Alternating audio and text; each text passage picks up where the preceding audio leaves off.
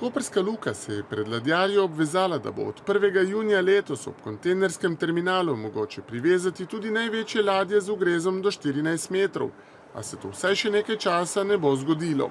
Italijanskemu podjetju, ki je bilo na razpisu izbrano za poglabljanje morskega dna, predvidenih del ni uspelo izpeljati. Za seboj so pustili tudi mehanizacijo. Za menoj vidite vodni bager, ki je že več tednov privezan ob koprski pomol. Na podlagi meritev smo ugotovili, da je bilo praktično narejena niti desetina vseh predvidenih del. Poleg tega je imel izvajalec že v času priprav na delo in med samim delom kar nekaj težav s poglabljanjem. Zato so se v Luki odločili, da predvidenih rokov za izvedbo del ne bodo podaljševali. Ključno je vprašanje, kako naprej. Bomo na podlagi skrajšanega javnega razpisa izbrali novega izvajalca z upanjem, da bomo imeli pri tem izboru več sreče. Ker je bil pri izboru izvajalca soudeležen nekdanji predsednik uprave Gašpar Mišič, mnogi aktualne zaplete pripisujejo njegovi odločitvi.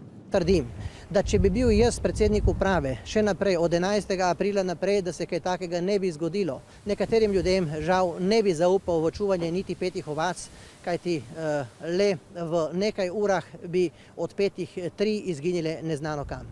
V Luki bodo sedaj do italijanskega izvajalca uveljavljali bančno garancijo v višini 200 000 evrov. Novi izvajalec, ki naj bi bil izbran v mesecu dni, naj bi s poglabljanjem morskega dna zaključil do konca avgusta letos.